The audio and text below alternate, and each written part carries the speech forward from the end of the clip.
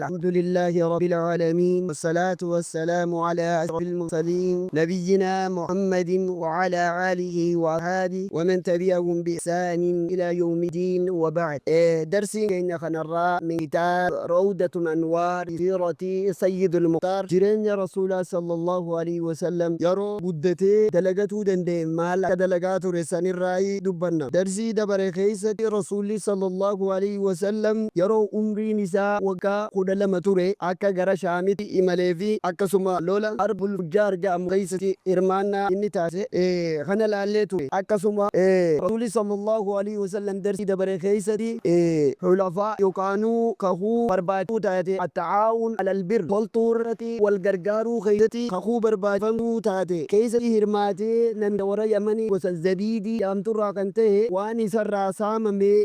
akka gargaaranii deebisaniifidha. qaala safiyyur rahmaan المبارك فوري رحمه الله حياة العمل جرو دلقادا رسول صلى الله عليه وسلم حكمتي جرو إسا دلقادا دبر معلوم بكما أن النبي صلى الله عليه وسلم رسول ربي ولد يتيم على يتيمة دلته نساء بكما دا أبا نساء وصو إني قرا جرو إسا يتيمة دلتهم بكما دا ونشأ نقولة رسول صلى الله عليه وسلم في كفالة جده اتقافة مما أكاكو إساتين قدت يعني كذي هاتي دوتي مدينة راديبيان gaafatamummaa isaa irra fuudhee Abdul Muttalibiitu guddisaa ture. Abdul Muttalib darsii dabare keessatti akka barannetti waggaa lama akka bareeda eega kunuumsee booda biraa kuteenini eegasi Abdumanaaf yookaan Abu Taalibiitu ifirratti fuudhe abbeeraa isaa yookaan adeera isaa. Walam yaris an abiihi shay'an rasuulli sallallahu alaihi wasallam waan takkallee abbaa isaa irraa dhaalma hin harkanne waan takkallee abbaan isaa qabeenya dhiiseef hin duune yughniihi kan isa fayyadu waan isaaf gayu dhiiseef hin duune. Akka darsii dabare keessatti dubbannetti abbaan isaa Ummu Eeyman qofa dhiise waan qabeenya isaa irraa jechuudha gabri dhiisan qofa isaa irraa harkate inni dhaalmee kan harkate Ummu Eeyman qofa.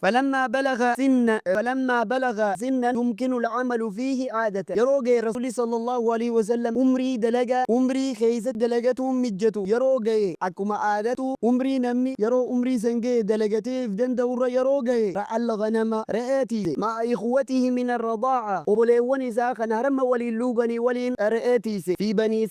بني سعد كيستي ولما رجع إلى مكة يرو غرمك ديبي رعاها رئيسا تيسيتوري لأهلها آلي ورمكاتي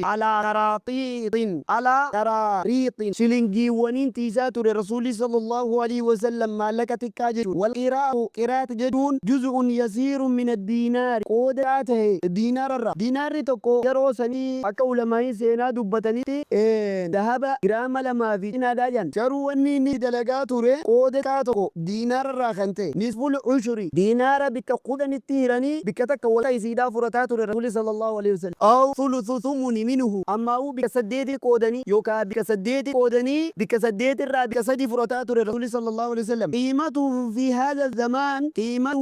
هذا الزمان قدير رسول فرطات الري يوغرت مالا يرو أما خنانجر مدى لجا شيني 10 ريالات تقريبا ريالا خداني دوان دياتو دا أما متبكر شيني خمدالو بركما في دبا أفري في خدا أفو يروسن يرون إني كتاب خنا بره إنه بركما لما في خدان إني بركما لما في جهاد يكلو يسورا أوروبا دي أمتى دي دمدو شيني أمتى دي دمدو دي شيني كتاب خنا بره سيد خليني أمو يرون كتاب خنا إني بره سيد بركما لما في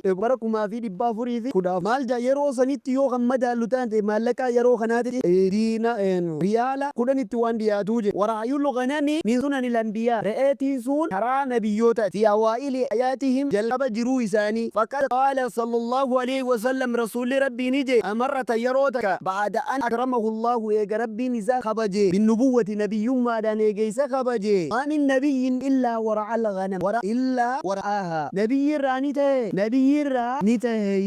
رأيو إيجي ملك علماء حكمان نبيون رأي تيسنيف مالي خجوسن الرادو بطنجل رأينتوني وكفادا يوتوك خرابها ديم تكاكراديات ديم والجليات والدفكات يو آرتي رويتني دو سنيفو نبيو تربين جلقبا إساني وني رأي غرتي akka isan godhu akka isaan obsaa fi leenjii fudhatanii guyyaa kana guutuu jala deemee oloof eegatoof walirra akka isaan irratti obsanii ittiin leenji'anii fiidan hadiisa garee amma dabarsine kana Bukhaarii fi Muslimii odeesse sababni hadiisa kana rasuulli sallallahu alaihi wasallam yerooni jihaadaaf bahani firii mukaa wayii sahaabonni guurratu kana rasuulli sallallahu alaihi wasallam maal jeen ta gurraachomte bareeduudha ta gurraachomte furataa firii muka kanaa jenna muka kana akka nyaatanii namni beeku nama re'ee eege malee kun beekuu hin danda'u akkamitti beeytaa يا رسول الله جاني مالي في مدينة جرامتي وري مدينة كاتا إني تقول توي بيخا إذا الرسول خنجي نبي راني تهي رئي بوملي ولما شاف النبي صلى الله عليه وسلم رسول ربي يرو قدته وبلغ الفتوة دقم ما يرو جاي فكأنه كان يتجر أكوان دلدلوتي فقد ورد أنه كان يتجر مع سائب ابن أبي سائب وديف ميدرا إني جريخن دلدلتات رتويسا سائب ابن أبي سائب نما جامو ولي بلتني دلدلتات ريجا فكان خير شريكي له نمي تخوني إساف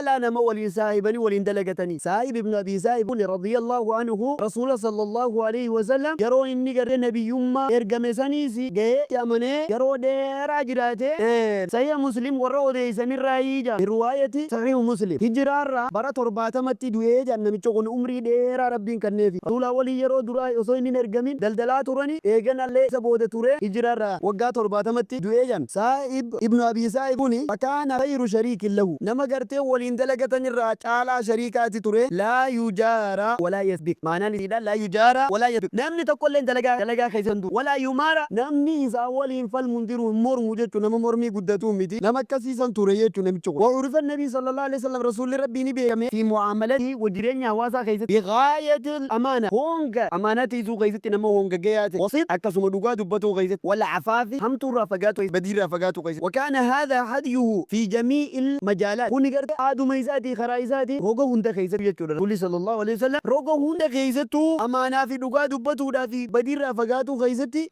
روغو هند خيستو يولا التكسي يجو دا جرين ميزا جرين ميزا روغو هند خيستو حتى لقب بالأمين هنگا أمين جاني تموغا أمانا ما جاني تموغا سفروا إلى شام وتجارته في مال خديجة ما تدري خنرت مال برنا إمالا لما فادا الرسول صلى الله عليه وسلم إمالا قرشام أكسما دلدل إني هدين خديجة دلدل سنرادو بتجو ما تدري خنت وكان خديجة بنت خويلد رضي الله عنها خديجة بنت خويلد نتاته من أفضل النساء قريش إرجعوا دبرتوتا قريش دا شرفا قرق بجات ومالا قرق بينيات وكانت نتاته تعطي مالها بين يزيد تغني تعطي تغني توف جتودا تغني وفتاتي جتودا خنت تفدمي تعطي نغني تجتودا عربي دا خنت تفدمي مالي تاتي خني توتا مالها للتجار ورين دلدل توتا خني بين يزيد دبرتين ديمتي أمنا بعد تكاك ديمتي أمنا بعد تكاس ديمتي دلدل وندن تس يورو سانكيسي أبني توم ورني أزمانتي ديمني كبرى جلدا بجيسني غربان يرو كسيسن تطوري يرو خنت يسين إندم دبرتين ورين دلدل توتا ديراتي خني تكابين يزيد يتجرون فيه على أجرة إن دلدلني في جتودا ومن كوني دلدلني من دارا خنيتي فلما سمعت يرو دجيسن النبي صلى الله عليه وسلم رسول الله يرو دجيسي يعني لما أمانة جبيسو تو إذا يرو دجيسي عرضت عليه مالها إرف الدكابين يزيد ليخرج فيه إلى الشام تاجرا أكابين يزيد نفوري دلدلو في تمريري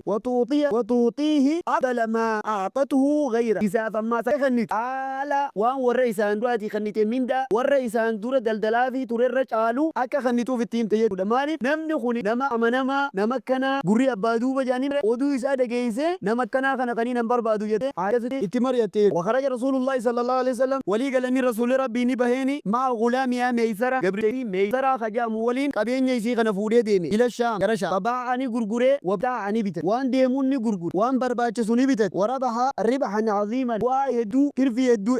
أركتي رسول صلى الله عليه وسلم وحصل في مالها بركة من بركة ما لم يحصل من قبل نياركم جدو قبين يسي خنقيزي بركة كان أركمي تو أركمي ثم رجع إلى مكة رسول صلى الله عليه وسلم قرم مكة ديبيه وعد الأمانة أمانة إسا إفراغي جدو كبر بعد موت فراغي زواجه بخديجة تدري خنقيزي تونو تبر النمان فود الرسول صلى الله عليه وسلم خديجة فودي ورعني أجرت خديجة ني أجر من الأمانة والبركات أمانة إساتي أكاد أجر إنك بيننا ما خن أمانة في الرائق وفي والبركات بركة إنك أبو ما يبحر القلوب والقلبين مزور أنا أجرت تكاتر في تكان أركتين أركتة أكسما أمانة وان تكلي خن رانم بيسير رسول صلى الله عليه وسلم أكاد أبيني إسدا ورئيسان دور دلقي أكاد دلقين بين دلقي في وان إسي هند النفي إتركتي إذا إتزور نما خرا لفاتي تنقوتو لفاي وان تكاس رامرتين أكما دلقي في ديسين لك كايس درو وقد عليها ميسرة أكسما قبرتش سيني وديسي ما رأى في النبي صلى الله عليه وسلم ورسول الرأرك يتراخنا نقول ينديما من كرم شمائلي فققاري وعذوبة الخلال أديام مئويتو كانت تانا مرة نركي خناركي يقال جامد جرى وبعض الخواري وان عادة تكان أركمين أنا الرأرك سني ستي ميجا سنمالي مثل تزليل الملكين في لو في الحر رسول صلى الله عليه وسلم كيزي أوه يرو إني أدو غيزة أو ملايكا لما تدفع قاد دي زيزافيتو خانا هونتا دي ميجا وصونا مي أدو تتانيتو إسان قاد دي ستاني يرو وغرغر أكسوماس وان إسان غرغران كان osuma namni taa'u isuma dhufanii namni akkaataa itti irraa bitatan ni ajaa'iba jechuudha namicha kun waliin deemu. Itti hime kana hunda itti hime fashaara itti dhagahame Khadija binayli buuyyaa fi waa yaadde gahuu isiidha namnummaa nan barbaadu nama akkanaatii miti jetteeti ayyoo inni na dabar nagaatti jettee namni akkanaa kun na dabruu qabu jetteeti kan booda maal goote faarsalat ilayhi ihdaa sadiiqaatiha dubartiin amaluma isiitiifu nama kana waan ijaan agar caala inni kun akkana akkas jaanii waan itti haasawan san irra fudhate beeyda diimee jennaan amma daftee maal goote takka geelee isitti ergate daa'ibban isiidha itti ergate tubdii ragabatahaa fi zawaaji bihi isatti heerumuu akka barbaaddu akkatti himanii ergatte jechuu Khadija intalli isiin ergate kun inni asirratti illee himuu baatu akka sheeyni keenya hafizahullah wara'aa taate nuufi mee jalqaba bara 2009 yeroo hiraa jalqaba barannu Nafiisaa bintu Umayyaa jaamtiyyan maqaan isiidha Nafiisaa bintu Umayyaa isiin itti dhaammate akkaataa itti deemteetti mari'attu dubartiin fi faqlii qabdi itti naayimi akkaan itti heerumuu barbaadu jetteen jettu maal goote tun saayikootti fayyadamte bira deemteetu jetteen yaa Muhammad ati yeroo fuudhaa geesse maaliif fuudhuu dhabdee jedheen si kana jeani silaanumaa fuudha waaniin fuudhuun hin qabu jee osoo takka barattee ni fuutaayii jetteen maaliif ni fuunee jeen takkabdu yooniin harkat ni fuudha har'a firrumaatti laa siistama agarte isii ammoo erganarraa utti erganiimi har'a hanganuma jedheeniitti firraatti dhiise guyyaa biraatti deebitee jetteen bali intalteeti qabeenya isiitiin daldaltu tunuu si heerumuu feete naa gaafadhuu naan jettee gizee kana xiqqoo ni laaffise jedhe baali isa dura akka fuuteenyu nama hedduudhaatu matoonni qureeshiidha dhaqanii intaltinii beenaa arku kan abaluu fi abaluutti dhaqanii diddetuun dhiiroo hangam takka dubbiin tun qabatama waan jawusan shakkeetu ifumarraa irraa calje guyyaa lammadaatti deebitee jennaan deemeeti adeera isaati himatee jechuudha asumaan kalaalluta faarsalat ilayhi ergite idaa sadiiqaatihaa takke tokko takaa saahibban isiidha ergite tubdii ragbatahaa fi zawaaji bihi fi zawaaji bihi isatti heerumuu akka fedhii qabdu akka isatti mul'istu ergitee jechuudha waradiya nabii sallallahu alaihi wasallam bidaa rasuulli sallallahu alaihi wasallam ni jaalate jechuu jecha san wakallama acmaamahu adeerran isaa dhaqee hime adeerran isaatti hime fakhaxabuuhaa lahu deemanii kadhatanii mena abbadhaa bira geenye sani ni kadhataniif dhaqanii akkuma intala deemanii intala baluutiif fedhanaa dhaqaa jennii dhaqansa kan isiirraa gaafiin dhufte deebi'anii akkuma aadaa yeroo san jirtutti karaa guutanii manguddoo ergatee gaafatanii fi eenyu dhaqanii adeera isiidha amri ibnu asad kan jedhamu itti dhaqanii fazawwajahaa ammuhaa adeera isiitu itti fuudhee jedhu binnabii sallallahu alaihi wasallam rasuulati hadrati min bani haashimin bika qabiilaan bani haashim guutuun jiru warwaasaa'i qureeshin matoonni qureeshii bikka jiranitti alaa sadaaqin qadruhu 20 bakra rasuulli sallallahu alaihi wasallam Khadiijaan akkuma beekamu umriin isiidha aftama isa dura lama heerum sanii waliin maarii meeqa godhate yoo isiniin jedhan amma dargam jette orommii gaalaa diidama rasuulli sallallahu alaihi wasallam fuudhee isaa kanne orommii gaalaa diidama adeeran isaa hin qabanii adeeran hedduu qaba kudhanii bara adeeran isaatu alaa sadaaqin qadruhu 20 bakra maarii qaddarri isaa gayu maarii waan gaala diidama gayu irraa baasee jedhu waqiila ja'amee jira duraa sanii sabataadha ja'amee jira jechi jedhu jaruma hundaa'u min fiiqati tamriidii yoo dhufe wanni sun tuqama qaba hadiisas ta'e oduu keessatti ila akkana yoo jaame wanni suni waan qabatamaa miti waqiila ja'amee jira sitta bakaraa korommii gaalaa rasuulli kannee ja'ameellee jira waan alladhi allah khutbata nikaahi namni khutbaa nikaadhaa qara'e guyyaa san inni nikaa godhee feenya ammuhu abu taalib adeeresa abu taalibiitu khutbaa nikaaha qara'ee fi fahamida allah rabbi isaa galatoonfatee wa adnaa alayhi rabbi faakka inna alhamdulillahi na'amadu ya bismika allahumma jaaniti qaraan isaanii eenyutu kaafirtoonni rabbiin beekanii waan biraa itti deeysan malee nuti dilaawoodha warreen soollama isaaniitti wal geessu barbaanne jan masalaala nu barbaachisaa yan kallattii itti dhaquu hin dandeenyu malee rabbi ni beeka fahamida allah rabbiin tokko rabbi faarsee rabbi galatoonfatee waasnaa alayhi ni faarse summa zakara sharafa nasab tiyaanse maalime idaawwan aadaa isaaniiti mire gosa isaaniitii fi kabaja isiin qabu gatii isiin ummata keessa qabu duraa hime giseesan booda akka intala warra abaluuti yaanii gartee yeroo himan san agartanii warra abaluuti intalti yaanii himan san inni illee gurbaan isa akkasuma himanii mire san booda akkana gosa akkana irra dhalate jeeti gosa isaaniitiif kabajaa hime san booda ati hin dhiisne maalmaya inni qabu nama kaanii waan isaa dhagoon nabi muhammadin ni hime jechu fadli inni qabu hime eegasi tiyaanse summa zakara kalimatul aqdi akka nikaahaa san sirraa qeebaladhee fi kennee san inji'ee san booda wabayyana sadaqa mahariini hangana jeeti himee jechuudha Abu Taalib tamma zawaaj kan gartee taateen kun ta'e jechuudha amma fuudhaa fi heerumni rasuulaa fi Khadiijaa kun kan ta'e eega rujuu'in nabii sallallahu alaihi wasallam rasuulli eega deebi'e mina shaamirraa deebi'e bishaharayni waayyaami ji'a lamaa fi guyyootan keessa shaam dhaqee eega inni deebi'e ji'a lamaa fi guyyootan ture wakaana umruhu idaaka umriin isaa yeroo san yeroo inni Khadiijaa fuudhu san 25 sana waggaa 20 jechuun umriin isaa amma Khadiijaan ammoo falaashaaru beekamaan anna sinnahaa kaanat 40 sana umriin isiidha amata 40 wakiila jaamee jira 28 sana waggaa 28 wakiila غير ذلك وان كان تين اللي جامع جرا وكانت اولا متزوجه اذا دره هيرو بعتيق ابن قائد المظلومي نما جامو تيرو فمات عنها الراد du'e fazawwajaha eegasini fuudhe Abu Haala nama jaamuutu fuudhe Tamiimi irraa kan ta'e famaata anhaa irraa du'e suni ayban akkasumatti irraa du'e baada an taraka lahu minhaa waladan ilmoo takka eegarraa harkatee dhiisee biraa du'e thumma harasa alaa zawaajiha kibaaru ru'asaa'i Qureeshin harasa alaa zawaajiha kibaaru ru'asaa'i Qureeshin eegasini bololan gurguddoon matoota Qureeshiidhaa isii fuudhuudha bololanii fa'abat ni didde hattaa ragibat fi rasuulillahi sallallahu alaihi wasallam hanga rasuula rabbii jaalatti nama tokkollee ni didde watazawwajat teerumte bihi rasuula teeru fasa'idat bihi isa teerumuu sanin milkoy sa'adatan yaghbiru alayha al-awwaluuna wal-aakhiruun jaalala yaani milkii warri duraatiif warri boodaalee silaa nuti arkanne jaanii garee hawwan san harkattee jechuudha sababa teerumuutiin وهي أول زوجة وهي أول زواجه صلى الله عليه وسلم فود الرسول صلى الله عليه وسلم درفود يسيد يجو نمني درفود يسيد لم يتزوج عليها غيرها لما تكلوا يرتم فونه حتى ماتت القدوة الرسول صلى الله عليه وسلم تبرا يرتم فونه وكل أولاد صلى الله عليه وسلم وكل أولاده صلى الله عليه وسلم المان هنداو منها يسيرات إلا إبراهيم ملك فإنه إبراهيم من ماريا القبطية قبرتي إسان ماريا خنجامتو هاري أفيري جامتو في هاري مكان أفيري جام في ماريا موت جورا مصري مكي كان جامتو كان أدي يرو تدقال ورا إرجي رسول صلى الله عليه وسلم أكا غير إسلامين نتيا يرو سني إنكمدي هديا خنيف هاري دافي سيدا خنيف ديبي إكزي أمتاني مريد دجو ورد ترك يلا مي بجي آنكون توديس ركو دبي نما تقول كيسا ولي جاتا خنفرة تدبنا لكي سنجتني لالو دي ماجيتي إسلامين نافورا نموتي أولاده صلى الله عليه وسلم من خديجة إلمان كرر رسول صلى الله عليه وسلم أركته خديجة هم إسان قاسم أبو القاسم جا الرسول مكان إسان خان كبجادا أبو القاسم جا من قاسم خان كفا إيجسي زينبي تجان إيجسي رقية جانا ثم أم كلثوم سدفارت أم كلثوم ثم فاطمة إيجسي فاطمة دا عبد الله ترابو دا وكيلا قاسم زينب رقية أم كلثوم أفر فاطمة شنمي عبد الله رسول المملكة تربا جهان كان خديجة إبراهيم كفاتو كماريا دا ترتيب خناني أكسي دلتني جر قالوا ترتيب خنان على الله ممير جرا وقد مات البنون ilmaan isaa kan dhiiraa ni du'an ilmaan isaa kan dhiiraa isaanii qoodhaati du'anii kulluhum sigaaran isaanii daa'imaat du'an ammal banaatu dubartoonni ka shamarranii jechuudha fakkad adrakna kulluhunna hundi isaaniitu gayanii turan zamanun nubuwwati zamana nabiyyummaadhaa gayanii turan faaslamna islaamaan hundi isaaniitu wahaajarna godaanan tumma tawaffawna hunna ni du'an tawaffawna hunna almawtu duuti isaan furatte jechuudha qabla nabi sallallahu alaihi hundi isaaniitu nabiyyiidhaan dura du'an isaanirra lameenyutu Usmaan ibnu Affaan zannuureyni khajaanin takka seenaa keessatti hin jiru namni intala nabii lama fuudhe Usmaan ibn Affaan saniif jecha guyyaa lola